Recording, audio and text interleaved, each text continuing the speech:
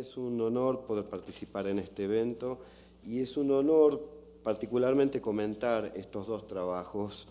que a mi modo de ver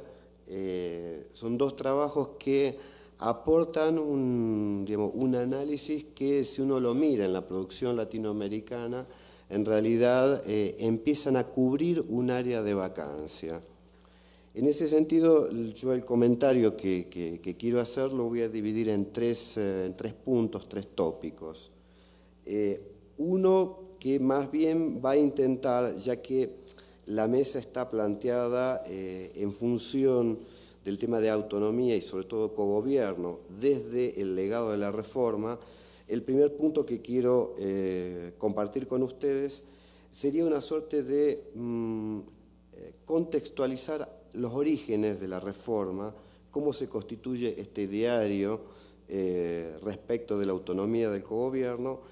e introducir en esa contextualización algunas cuestiones teóricas que hacen a la discusión, casi diríamos más actual, de la vigencia, relevancia de la idea del cogobierno. ¿Por qué introducir este primer comentario? Porque me parece que puede ayudar a entender y valorar el aporte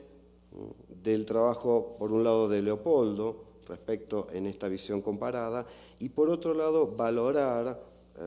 la relevancia del trabajo de Galo respecto no solamente del tema de las redes, sino de ese otro componente del ideario de la Reforma de Córdoba, que es la idea de integración latinoamericana. Entonces, en ese sentido, este primer tópico apunta a enmarcar el comentario de los dos trabajos. El segundo punto que quiero compartir con ustedes es el comentario en particular del trabajo de Leopoldo, en el cual yo, digamos, la idea básica que quiero compartir en ese comentario es la estrategia de análisis y el marco interpretativo que utiliza Leopoldo para hacer este estudio comparado, y particularmente me interesa el cruce que él hace para leer, para entender las distintas configuraciones del cogobierno, esta relación entre Estado, universidad y un concepto que me interesa retomar del trabajo de él, que es el concepto de cultura política. Y por último, en tercer tópico, que va a estar centrado en el trabajo de Galo, en el sentido de poder resaltar, en el caso de América Latina, por un lado, una tradición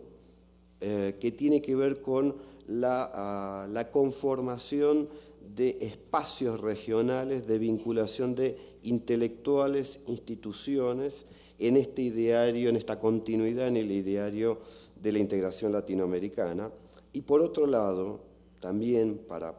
valorar el trabajo de Galo, la relevancia que hoy tienen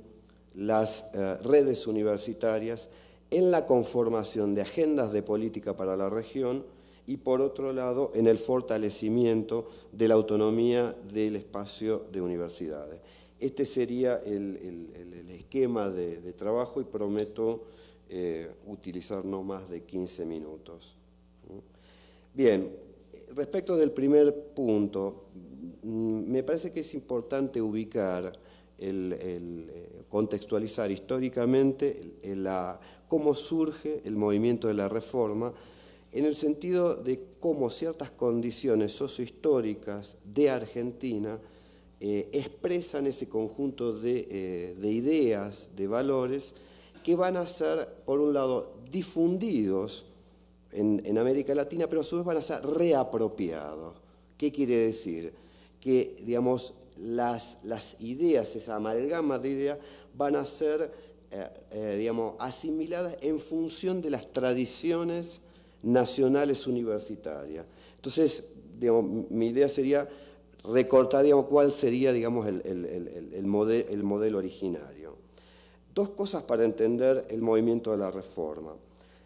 Ese movimiento se inscribe en un periodo particular de la Argentina, que es la primera experiencia democrática en el caso nacional. A partir de 1916, que hay una reforma electoral que se sanciona el voto secreto y obligatorio. Hasta el periodo anterior era un régimen más oligárquico de élite.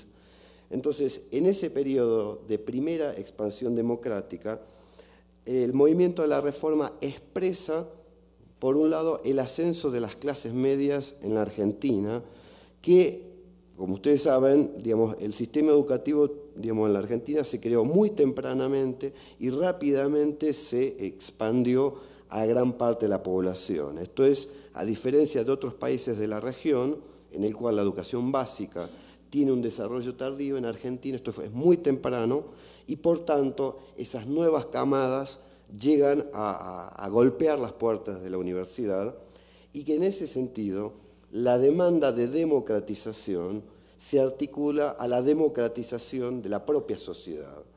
En ese sentido, digamos que la idea del cogobierno que impulsa a los estudiantes de Córdoba va a intentar recuperar una suerte de metáfora de lo que es una república, del modelo de república democrática. En este sentido, el pueblo, en el ámbito universitario, va a estar representado por el conjunto de estos actores, de modo tal, digo, estudiantes, profesores, graduados, que se van a reunir en esta suerte de parlamentos, que son nuestros consejos directivos, nuestros consejos superiores, y que parte de la idea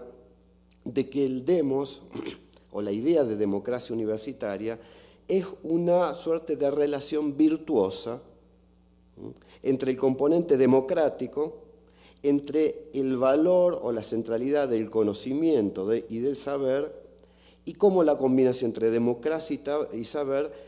da como un resultado un criterio de legitimidad y de autoridad. Dicho en otras palabras, el supuesto que tiene el cogobierno es que la participación de todos los actores supone una resolución de los problemas en base al saber que estos actores tienen y, por ende, digamos, la resolución de la democracia se legitima en una cuestión de saber. Esto es un supuesto, en el sentido de que no siempre el criterio democrático supone acceder a la verdad o a la realidad o a las mejores decisiones. En el caso de la reforma, de los idearios de la reforma, esta idea va a ser tomada no solamente como una forma de organización institucional, sino también como una forma de fortalecer el lugar institucional de la universidad. Esto es, la idea de autonomía, no solamente como un reclamo de independencia del Estado y de los partidos políticos, sino una reivindicación del papel político de la universidad. O sea, la idea del cogobierno y la autonomía está asociada a una función política de parte de la universidad. En este sentido, y para resumir el contexto y las ideas fundamentales,